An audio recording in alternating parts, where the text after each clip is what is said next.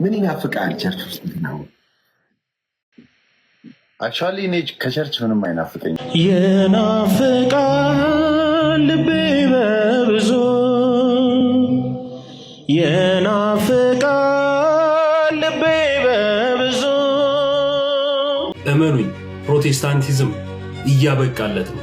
ፕሮቴስታንት ወንድሞቻችንና እህቶቻችን ታላቁም ታናሹም ሁሉም ቅድስት ቤተ ክርስቲያን ወይ ማሪን ሳናውቅ ነው የወጣ ነው እያሉ የሚመለሱበት ዘመን እጅግ በጣም ቅርብ ነው።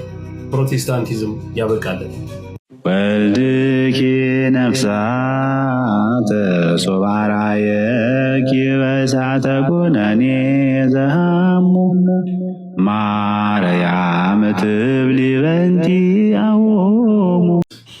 ምክንያት ስለሆንከው ወንድሜን ጌታ ሆይ ከሲኦል ስላዳንከው ከሞት ስላዳንከው እግዚአብሔር ስለራራህለት ጌታ ሆይ ስላገዝከው እግዚአብሔር ከዚህ በኋላ ወደ ዓለም አይመለስም። እግዚአብሔር ወደ ጨለማ ልጄ እንዳትመለስ ይላል። እግዚአብሔር ልጄ እኔን ተከተል ይላል። በሚያሳዝን ሁኔታ የእግዚአብሔር ነን እያሉ የእግዚአብሔር ሰው ነን እያሉ ግን የጌታን ትእዛዝ አለማክበር ምን ይሉታል? ጋይስ ምን ይሉታል? መጽሐፍ ቅዱስ አንደኛ ጢሞቴዎስ ምዕራፍ 2 ቁጥር 13 ላይ ሴት ግን በዝግታ ትኑር እንጂ ልታስተምር ወይም በወንድ ላይ ልትሰለጥን አልፈቅድም ይላል። ቅዱስ ጳውሎስ መልሶ በዚህ በአንደኛ ቆሮንቶስ መልእክቱ ምዕራፍ 14 ቁጥር 34 ላይ ሴቶች በማህበር ዝም ይበሉ ሲል እናገኘዋለን። ኦኬ እቺ ሴት ግን እንደዛ እያደረገች ነው አይደለም። ግን ቅዱስ ጳውሎስ እየነገረን ያለው የራሱን ሐሳብ ነው? በፍጹም። ቁጥር 37 ላይ ዝቅ ስትሉ አንደኛ ቆሮንቶስ ምዕራፍ 14 ቁጥር 37 ላይ ምን ይለናል? ማንም ነቢይ ወይም መንፈሳዊ የሆነ ቢመስለው ይህቺ የጻፍሁላችሁ ይላል የጌታ ትእዛዝ እንደሆነች ይወቃል። የማን ትእዛዝ ነው? የጌታ ትእዛዝ። የጌታ ትእዛዝ ምን ብሎናል? ሴት ልጅ በማህበር ዝም ትበል። ኦኬ እንደዛ ግን ነው እየሆነ ያለው አይደለም። እሺ የጌታን ትእዛዝ እርግጥ እንደማያከብሩ በብዙ መልኩ ማሳየት እንችላለን። ለማንኛውም እኔ የመጣሁት ወይም ነው ላሳያቸው የፈለግኩት ስለዚህ አይደለም። ስለዚህ በነገራችን ላይ አንዳንድ ሰዎች እንደውም ሴት ልጅ እንደው ከወንድ ጋር ምናምን አይነት አነጻጽረው ለማስቀመጥ የሚሞክሩበት ሀሳብም እንደሆነ እንረዳለን። በነገራችን እንደዛ አይደለም ሀሳቡ፣ የጌታ ትእዛዝ ነው እንጂ ሴትም ደግሞ የምታንስ ሆና እንድትገለጥ አለ። ምክንያቱም በክርስቶስ ኢየሱስ አንድ እንደሆንን መጽሐፍ ይናገራል። በዚህ በገላትያ መልእክት ምዕራፍ 3 ቁጥር 27 ጀምሮ ምን ይላል? ከክርስቶስ ጋር አንድ ትሆኑ ዘንድ የተጠመቃችሁ ሁሉ ክርስቶስን ለብሳችኋል እናለን። ከማን ጋር አንድ እንሆ? ከክርስቶስ ጋር አንድ እንሆ። ስለዚህ የተጠመቀ ሁላችን ከማን ጋር አንድ ሆናል? ከክርስቶስ ጋር። ለወንድ ለሴት ነው አይደለም። ቁጥር 28 ላይ መልሶ እንደዚህ ይለናል። ገላትያ ምዕራፍ 3 ቁጥር 28 አይሁዳዊ ወይም የግሪክ ሰው የለም ማለት፣ ባሪያ ወይም ጨዋ ሰው የለም፣ ወንድም ሴትም የለም፣ ሁላችሁም በክርስቶስ ኢየሱስ አንድ ሰው ናችሁና ወንድም ሴትም የለም። ስለዚህ ወንድም ሴትም መበላለጥ በሌለበት መልኩ በክርስቶስ ኢየሱስ ምንድነው? አንድ ነን። ይህ የተባለበትን ነገር ግን በሌላ ቪዲዮ እንመጣበታለን። ለማንኛውም እቺ ነቢይት ምናልባት ባልሳሳት ያለችው በጴንጤቆስጤ የሚባለው እንቅስቃሴ ላይ ነው። እንግዲህ ከ1901 ጀምሮ እንደተጀመረ ይነገርለታል። የዛሬ 100 ዓመት አካባቢ ማለት ነው።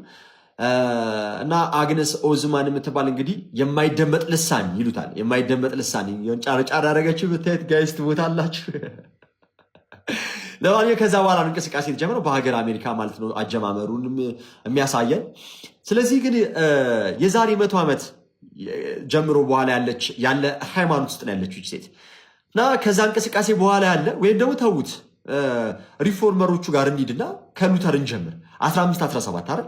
የዛሬ 500 ዓመት ማለት ነው። ከዛሬ 500 ዓመት በፊት ለ1500 ዘመን ክርስትናም ሆነ ጌታን መቀበልም ሆነ ኦኬ ክርስትናም ሆነ ጌታን መቀበል ሆነ የክርስቶስ መሆን አልነበረም ማለት ነው። አዎ አልነበረም ካላችሁ ስህተት ይሆናል። ለምን መሰላችሁ? መጽሐፍ ቅዱስ እንደዚህ አለ። የማቴዎስ ወንጌል ምዕራፍ 28 ቁጥር 19-20 ላይ ስታነቡ ሂዱ አለ አሕዛብን ሁሉ በአብ በወልድ እና በመንፈስ ቅዱስም እያጠመቃችሁ ያዘዝኳችሁን ሁሉ እንዲጠብቁ እየነገራችኋቸው ደቀ መዛሙርቴ አድርጓቸው አለ። የኔ አድርጓቸው አለ። ማንን? ሐዋርያትን ማለት ነው የላካቸው። ከዛስ እኔም አለ እስከ ዓለም ፍጻሜ ድረስ ሁል ጊዜ ከእናንተ ጋር አለው። መቼ? ሁል ጊዜ። እስከ መቼ? እስከ ዓለም ፍጻሜ ድረስ። ከመቼ ጀምሮ? ከዛች ካዘዛቸው ቀን ጀምሮ እስከ ዓለም ፍጻሜ ድረስ ጌታ የተለያት ቤተክርስቲያን እኛ አናቃትም። ኦኬ ከሲኦል አወጣህ ከጨለማም ወጣ ስትለው ነበረ። ሲኦል ጨለማ ወጣ ከተባለ ለ1500 ዘመን ቤተክርስቲያን ጨለማ ውስጥ ነበረች። ቤተክርስቲያን ክርስቶስ አልነበራትም ካልን ሎቱ ስብሐት ክርስቶስ ኢየሱስን ሐሰተኛ እናደርገዋለን። ለምን? እኔም እስከ ዓለም ፍጻሜ ድረስ ሁል ጊዜ ከእናንተ ጋር አለው ብሏል። ስለዚህ ጌታ የማይለያት ነች። በኤፌሶን 4:5 ላይ አንድ ጌታ፣ አንዲት ጥምቀት፣ አንዲት ሃይማኖት ይላል። ስለዚህ አንዲት ቤተክርስቲያን አለችን።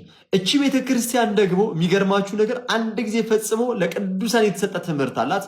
ለቅዱሳን የተሰጠ መገለጥ አላት። ለቅዱሳን ፈጽሞ ስለተሰጠ አንዲት ሃይማኖት ትጋደሉላት ዘንድ ጽፍላችሁ ግድ ሆነብኝ አይደል የሚለን ይሁዳ። አንድ ጊዜ የተሰጣለ። አንድ ጊዜ የተሰጠው የትኛው ነው? በጌታ የተሰጠን። ከዛ ሐዋርያት ያዙት እኛ ጋር እያለ ምን ይላል? እየተላለፈ እስከ ዓለም ፍጻሜ ድረስ ይቀጥላል። ስለዚህ ክርስቶስ ኢየሱስ አይለያትም ማለት ነው። እንደዛ ከሆነ እቺ ነቢይት ምን አይነት ነገር እየተናገረች ነው? ስህተትን እየተናገረች ነው። ከሲኦል አወጣህ እያለችው ነበረ። ከጨለማም ደግሞ ወጥተሃል ስትለው ስትናገረው እንሰማ ነበረ። ምናልባት ግን እንዳይረዝምባችሁ በክፍል 2 ብለን እንመጣበታለን። በጣም ብዙ ነገሮች ስትናገር ስለነበረ ግን ማስተዋል ያለብን አንድ ነገር አለ ጋይስ። ጌታ የተለያት አንዲትም ጊዜ የለም። ቤተክርስቲያንን ለአንዲትም ቅጽበት የተለያት ጊዜ የለም። ለአንዲትም ቅጽበት የተለያት ጊዜ ከሌለ አዳዲስ አካላቶች ሊፈጠሩ አይችሉም ማለት ነው። ለምን? አንድ ጊዜ አካሉ አለች፣ አንድ ጌታ አለ። እርሷም አካሉ እኛ ብልቶች ሆነን ያለንባት አንዲት ህብረት ስላለች፣ ስለዚህም እችን የጌታን ቤተክርስቲያን ግን በሲኦል በጨለማ እያለች ታንቋሻት ነበር። ለማንኛውም ጌታ ልቡን ያድልሽ። ምን ይናፍቃል ቸርች ውስጥ ነው?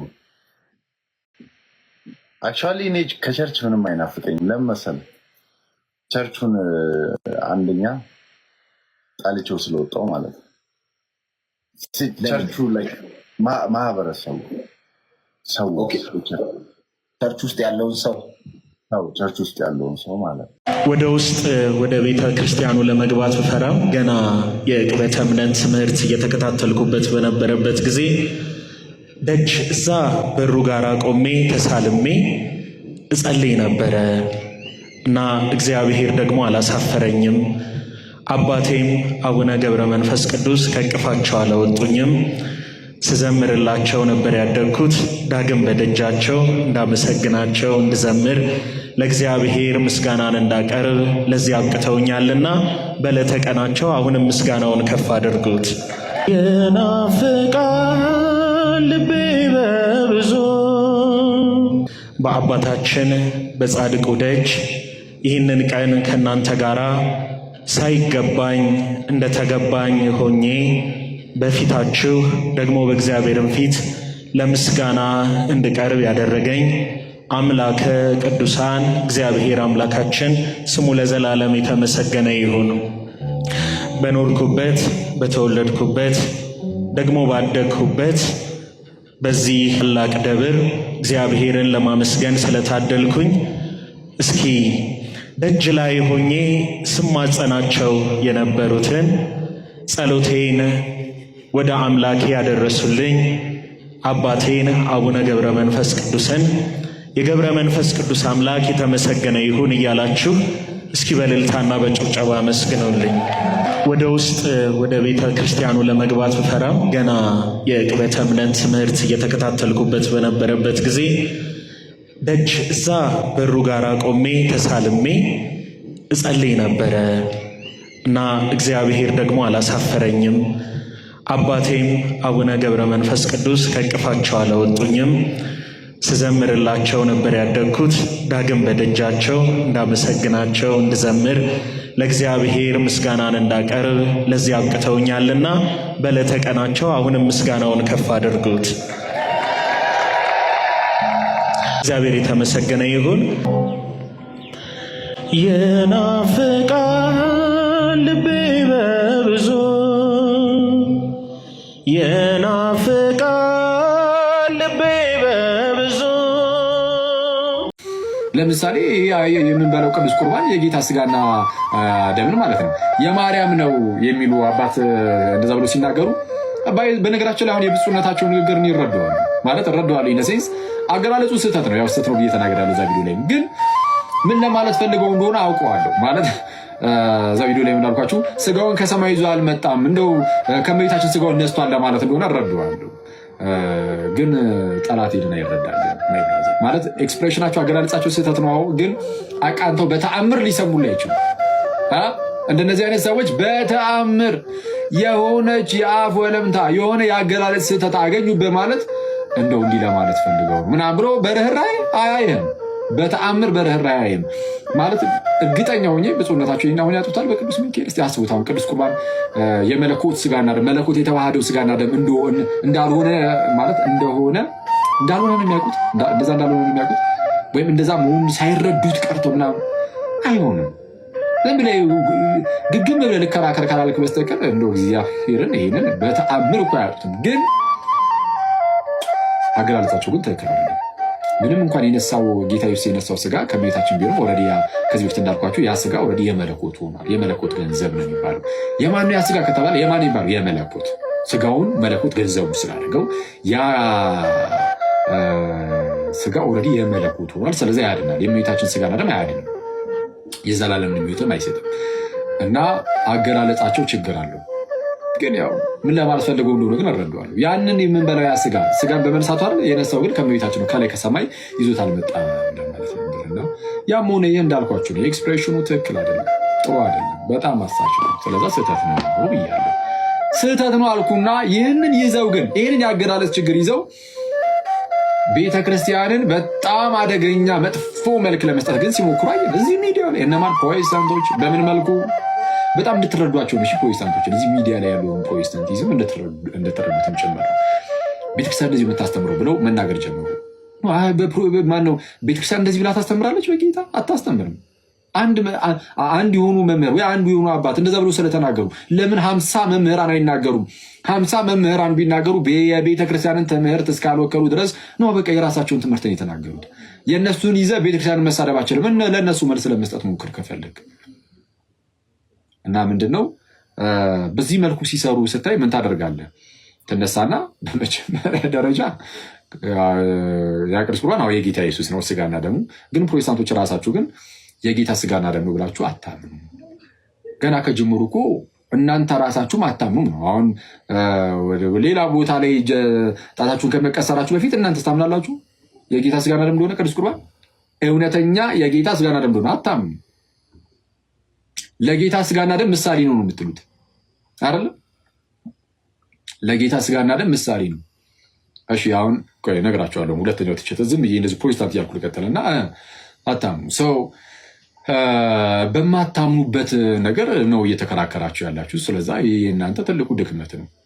ስለዛ እንዲህ እየተከራከራችሁ ያላችሁት የምርም አሁን ቅዱስ ቁርባን አሳስቧችሁ አይደለም። የጌታ ስጋና ደም እንደው አስጨንቋችሁ እንደው ይህንን ትልቅ ቅዱስ ሚስጥር እንደው አራከሱብን አቃለሉብን ብላችሁ ነው አይደለም። ለምንድነው ይህን ነገር እያነሳችሁ ያላችሁት? ቅዱስ ሚስጥርን ቅዱስ ቁርባን ለምንድነው እያነሳችሁ ያላችሁት? በአጭሩ አምናችሁበት የምርም የጌታ ስጋና ደም ብላችሁ አምናችሁ ሳይሆን በቃ ቤተክርስቲያንን የሚያስነቀፍ ከሆነ እንሂድበት ነው አይደል? እንደዛ ነው። እና ይሄ ግን የሚያዋጣ አይመስለኝም። ስለዛ እናንተም ገና ከጅምሩ አታምኑም ብዬ ተናግሬያለሁ። የስ አታምንም። ታምናለህ? ኦኬ። ሁለተኛው ትችት ግን አንዳንድ ሉተራኖች ተነሱና፣ ለማንኛውም ሉተራኖች ላትሉ ትችላላችሁ። አባታችሁ ሉተር ግን እንዴት በቦልድሊ እንዴት እንደሚናገር ላሳያችሁ። ሉተራን ማለት በሉተር በኩል የሚመጡ ፕሮቴስታንቶች ናቸው እና እነሱ ቅዱስ ቁርባን እውነተኛ የጌታ ስጋና ደም ነው ብሎ ያምናሉ። ግን ያው ትንሽ ከጴንጤ ጋር ሰጣ ገባ ውስጥ እንዳይገቡ በቃ እኛን አትጨፍልቀን ምናምን አይነት ከማለት ውጭ ወጥተው በግልጽ ጴንጤዎች ስህተት ናቸው፣ ቅዱስ ቁርባን ላይ ያላቸው ትምህርት ፍጹም ስህተት ከክርስትና ውጭ ነው ምናምን አይሉ። በቃ ዝም ብሎ አንተ ብቻ ይቃወማል። ፕሮቴስታንቱ ላይ አትጨፍልቀን አይነት ነገር ካልሆነ በስተቀር በግልጽ እንደዚህ እየወጡ ትምህርት አይሰጡበትም። ለማንኛውም ሉተራን አሁን ላይ ያላችሁ ሉተራኖች እየወጣችሁ ጴንጤዎችን ለመቃወም ድፍረቱን ብታጡትም አባታችሁ ሉተር ግን ይኸው በተቀመጠው ጽሁፉ ላይ እድሜ ልካቸውን ሲቃወማቸው ይኖራል። አንዴ ባስተላለፈው ጽሁፍ ዶክተር ማርቲን ሉተር አንዴ አስቀምጦ ባለፈው መጽሐፍ እድሜ ልኩን እናንተ እንስማማ ብትሉ ራሱ ሉተር ግን እድሜ ልኩን ቅዱስ ቁርባን እውነተኛ የጌታ ስጋና ደም አይደለም የሚሉትን ጴንጤዎችን እድሜ ልኩን ሲቃወም ይኖራል። ምንም እንዳላችሁ ላሳያችሁ። በደንብ አድርጋችሁ ጆሮአችሁን ስጡኝ። ጴንጤዎችን ምን እንደሚላቸው አሁን ላይ ያላችሁ ሉተራኖች ጴንጤዎችን እንዲህ ብላችሁ ላትነገሩ ትችላላችሁ። ሉተር ግን ከጴንጤዎች ጋር ተመሳይ የሆነ እምነት ያላቸውን በዚህ መልኩ ስላስቀመጠ አሁንም በመጽሐፍቱ ጴንጤን እንዲህ ብሎ ይናገራል። ስሙ ምን እንደሚል 100,000 አጋንንት። ከዚህ ቀደም በተደጋጋሚ ይህንን ነገር ነግሬያችሁ ነበር አይደል? ይህን መጽሐፍ ክፍል አሳይቻችሁ ነበር። 100,000 አጋንንት ከአክራሪዎቹ ሁሉ ጋር ወደፊት ይቅረቡና ህብስትና ወይን እንዴት የክርስቶስ ስጋና ደም ሊሆኑ ይችላሉ ይበሉ ማለት ይችላል ይላል። ህብስትና ወይን እንዴት የጌታ ስጋና ደም ሊሆኑ ይችላሉ ይበሉ ማን 100,000 አጋንንት ከናክራሪው። ለምን እንዲህ አይልም? 100,000 አጋንንት ለምን አይልም? ይሄንን አጋንንት ነው ራሱ እንደዚህ የሚለው ባይዚ እንዴት ይላል? የአጋንንት አስተሳሰብ ያላቸው ሰዎች ስለሚሉት ነው። 100,000 አጋንንት ከአክራሪዎች ሁሉ ጋር ወደፊት ይቅረቡና ህብስትና ወይን እንዴት የክርስቶስ ስጋና ደም ሊሆኑ ይችላሉ ይበሉ ማለት ትችላለህ። እንደዚያም ሆኖ መናፍስቱና ሊቃውንቱ ሁሉ በአንድ ላይ ሆነው አለ። መናፍስቱና ሊቃውንቱ ሁሉ በአንድ ላይ ሆነው ግርማዊ መለኮት ከሁሉ በምታንሰው ጣቱ ላይ ካለው ጥበብ ያነሰ ኃይል እንዳላቸው አውቃለሁ። የክርስቶስ ቃል ነው፣ ውሰዱ ብሉ፣ ይህ ስጋዬ ነው፣ ሁላችሁም ከእርሱ ጠጡ፣ ይህ በደሜ የሚሆን አዲስ ኪዳን ነው ይላል። አቤት ሉተራኖች ለየት አድርገህ ንገረን። የእኛን ለዩ አላችሁ። ያው ለየሁት ስለየው ጴንጤዎችን እንደዚህ የሚሉ አባታችሁ ሉተር ከአጋንንት ነው የሚመድበው። ማርቲን ሉተር በጣም ብዙ ነገራችን አደባባይ ወጥቷል። መደበቅ እስኪያቀተን እኔ አንዳንድ ቦታ ራሳችሁን መግለጥ እስኪያቀታችሁ መደበቅ አይደለም። ያሁን የኛን ምን እንደዚህ ቆልም እኔ ነኝ ለማለት እስኪከብድ ድረስ በኦርቶዶክስ ቤተክርስቲያን 6666 ጊዜ ነው ኢየሱስ የተገረፈው ይላሉ። እዛው አባ ኤፍሬም የሚባሉ የነሱ ቄስ ምን አሉ? ግርፋቱን መቁጠር ይቻላል አሉ። ጥዝጣዜው ግን እንዴት ይቆጠራል? የማይቆጠር ህመም ኢየሱስ ተረክቧል። ኢየሱስ ክርስቶስን አታውቅም የብላችሁ ያማችሁበት አዳራሽ ላይ ኢየሱስ ክርስቶስ የተቀበለውን መከራ ለመግለጽ ምንጭ የኦርቶዶክስ ቤተክርስቲያን አባቶች መሆናቸውን የራሳችሁ ፓስተር ዛሬ አሳይቷቸዋል። እመኑኝ፣ ፕሮቴስታንቲዝም እያበቃለት ነው። ፕሮቴስታንት ወንድሞቻችንና እህቶቻችን ታላቁም ታናሹም ሁሉም ቅድስት ቤተክርስቲያን ወይ ማሪን ሳናውቅ ነው የወጣ ነው እያሉ የሚመለሱበት ዘመን እጅግ በጣም ቅርብ ነው። ፕሮቴስታንቲዝም ያበቃለት። ብሉያትን ማግኘት ቀላል ነው። አይሁዶች ናቸው ብሉያት የተሰጧቸው። ስለዚህ አይሁዶችን ከነሱ እንደወረደ 39ን የብሉይ ኪዳን መጽሐፍ ታገኘን። እሱ ያጨቃጭቅ ብሉይ ኪዳን 39 ነው 100 ነው የሚለውን ለመለየት እኛ እዚህ መተን ገዳም አንጠይቅም። መጽሐፉ የተሰጠው ለአይሁዶች ስለሆነ አይሁዶች ሆይ የእግዚአብሔር እስትንፋስ ያለባቸው እስትንፋስ እግዚአብሔር ያላቸው መጽሐፍቶቻችሁ ስንት ናቸው ስትል 39 ብቻ ቆጥረው ይሰጡሃል። ባለቤቶቹ እነሱ ስለሆኑ አንከራከርም፣ ተቀበለናል። እንደዚህ አይነት ሐሳብ በነገራችን ላይ የአይሁድን ማንነት ካለማወቅ የሚመጣ ነው። አሁን አይሁዳውያን በዓለም ላይ እጅግ በጣም በርካታ ኮሚዩኒቲያቸው ኢቭን በቁጥር እንኳን ይህን ያህል ተብሎ ራሱ አይገለጽም፣ አይታወቅም። እጅግ በጣም ብዙ ኮሚዩኒቲ ያለው እና አይሁድን ጠይቆ በቀላሉ ማወቅ ነው ሲባል የትኛውን አይሁድ? እንግዲህ ሁሉም አይሁዳውያን አይሁዳዊ ናቸው። አዎ የተስፋው ቃል የተሰጣቸው ራሳቸው አይሁዳውያን ናቸው። ሰው ሁሉም ወጥ በሆነ ሁኔታ ተመሳሳይ ቁጥር ያለው የመጽሐፍ ቁጥር ይቀበላሉ ወይ? ፎልስ አይቀበሉም። ስለዚህ አይሁድን በቀላሉ መጠየቅ ነው ሲባል የትኞቹን አይሁዳውያን? ለምሳሌ በዚህ በኢትዮጵያ ያሉ ቤተ እስራኤላውያን የአይሁድ ዘር ናቸው። ስቲል እነርሱም የተስፋው ቃል አስቀድሞ የተሰጣቸው አይሁዳውያን ናቸው። እነርሱ ግን ለምሳሌ ልክ እንደኛ 46 ብሉይ ኪዳን መጽሐፍትን ነው የሚቀበሉት። የትኞቹን አይሁዳውያን? ለምሳሌ ከክርስቶስ ኢየሱስ በፊት የነበሩት 70 ሊቃናት የሚቀበሉት የመጽሐፍ ቁጥር አሁን ፕሮቴስታንት የሚቀበለውን አይነት አይደለም። የትኞቹን አይሁዳውያን? ለምሳሌ ኤሴናውያን በዘዴር ይኖሩ የነበሩ ኤሴናውያን፣ በኩምረን ኬቭ ይኖሩ የነበሩት ኤሴናውያን አሁን ፕሮቴስታንቱ የሚቀበለውን ያህል ቁጥር አልነበረም የሚቀበሉት። የትኞቹን አይሁዳውያን? ሲጀመር ከክርስቶስ ኢየሱስ ልደት በፊት 39 የሚባል በአይሁድ ታሪክ በፍጹም የማይታወቅ ቁጥር ነው፣ የለም ሲጀመር። ሲቀጥል ደግሞ አይሁዳውያን በየትኛውም ዘመን ለመጻፋቸው ካኑን ሰርተው አያውቁም። ስለዚህ በቀላሉ አይሁድን መጠየቅ ነው አይባልም። በዚህ የትኞቹን አይሁድ ጠይቃለ? ምክንያቱም ካኑን ሰርተው አያውቁም። ሲጀመር አይሁዳውያን በታሪካቸው ካኑን የሚባል ነገር የላቸውም። ስለዚህ አይሁዳውያን የተቀበሉትን ነው የምንቀበለው ከተባለ የትኞቹ አይሁዳውያን የተቀበሉትን ነው? ሰው 46 መጽሐፍትን እንቀበላለን። እኛም አይሁዳውያን የተቀበሉትን ነው የምንቀበለው። ከእኛ መጽሐፍት ማለትም ከ46 የብሉይ ኪዳን መጽሐፍት ውስጥ አንድም በአይሁዳውያን የማይታወቅ መጽሐፍ የለም። ሁሉም መጽሐፍት በአይሁዳውያን ያውም ቅድመ ልደተ ክርስቶስ በነበሩት አይሁዳውያን ይታወቃል። ስለዚህ ማን ነው የአይሁድን መጽሐፍ የተቀበለው? ለአይሁድ የተሰጠውን የእግዚአብሔርን ቃል የተቀበለው ማን ነው የሚለውን እንግዲህ ራሱ ማጥናት ነው ማለት ነው። ለራሳችሁ ጥያቄ ሆኖ ልታጠኑት ይገባል ማለት ነው። በዋነኛነት ልናውቅ የሚገባው ለአይሁዳውያን እንዳደራ ተሰጡ እንጂ የተሰጡት ከራሱ ከእግዚአብሔር ነው። ስለዚህ በዋነኛነት የመጽሐፉ ባለቤት ማን ነው? ራሱ እግዚአብሔር ነው። ይህ እግዚአብሔር ደግሞ በአዲስ ኪዳን ሙላቱ የሆነላት ቤተክርስቲያን አለች። ኤፌሶን ምዕራፍ 1 ቁጥር 23 ላይ እርሷም ሁሉ በሁሉ የሆነው የእርሱ የእግዚአብሔር ሙላቱ ናት ይላል ቤተክርስቲያንን ማለት ነው። ስለዚህ የእግዚአብሔር ሙላት በቤተክርስቲያን ነው። ስለዚህ ቤተክርስቲያን የእግዚአብሔር ቃል የትኛው እንደሆነ ትነግረናለች። ስለዚህ በዓለም አቀፍ ደረጃ ያለችው ቤተክርስቲያን ከእግዚአብሔር የተቀበለችውን በትውፊት የተቀበለችውን መጽሐፍ እግዚአብሔር ይህንን ያህል መጽሐፍ ሰጥቶኛል ብላ ትናገራለች ማለት ነው። በዋነኛነት የሚጠየቀው ቤተ ክርስቲያን ከእግዚአብሔር በአይሁዳውያን በኩል ምን ያህልን መጽሐፍ ተቀበለች የሚለው ነው ማለት ነው። ይህንንም ሲባል መጽሐፍ ዶግማ ስላልሆነ ወይም ደግሞ ዩኒቨርሳል ካኖኒሲቲ ስለሌለው የትኛዋ ቤተ ክርስቲያን የትኛውን በትውፊት ተቀበለች ተብሎ ነው የሚጠየቀው ማለት ነው። ስለዚህ ጉዳይ ቀጣይ ፓርት 2 ሰራላችኋለሁ። ሰላም ክርስቶስ ይብዛላችሁ።